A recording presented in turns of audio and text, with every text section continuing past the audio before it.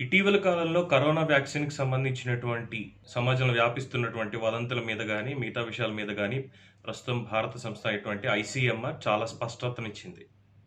ప్రపంచవ్యాప్తంగా జరుగుతున్నటువంటి ప్రయోగాలు ఏవైతే ఉన్నాయో వాటికి లోబడి మాత్రమే భారతదేశంలో కూడా ప్రయోగాలు జరుగుతున్నట్లు ఏ కంపెనీలు చేస్తున్నాయో వాటికి సంబంధించి ముందు పరిశోధనలకి సంబంధించిన సమగ్ర సమాచారం తీసుకున్న తర్వాతే వాటికి పర్మిషన్‌లు ఇస్తున్నట్టు కూడా తెలుస్తుంది.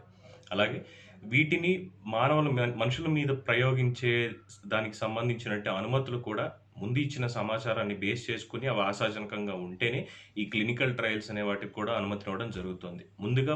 ముందుగా మొదటి దశలో ఇచ్చినటువంటి అనుమతులను చూసి ఫస్ట్ క్లినికల్ ట్రయల్స్ ఏవైతే ఉన్నాయో అవి సక్సెస్‌ఫుల్‌గా రన్ అయిన తర్వాత మాత్రమే సెకండ్ ఫేజ్ ఆఫ్ క్లినికల్ ట్రయల్స్‌కి అనుమతులు ఇవ్వడం జరుగుతుంది.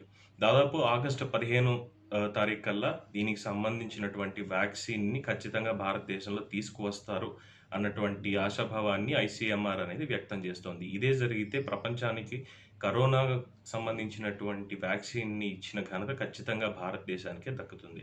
అందులోనూ భారత్ బయోటెక్‌కి సంబంధించినటువంటి ప్రయోగాలు ఏవైతే ఉన్నాయో అవి ప్రస్తుతానికి చాలా సక్సెస్‌ఫుల్‌గా ఉన్నాయని, కోవాక్సిన్ అనే పేరు మీద వ్యాక్సిన్‌ని వాళ్ళు క్లినికల్ ట్రయల్స్‌కి పంపించారని, సెకండ్ ఫేజ్ కూడా స్టార్ట్ అయింది.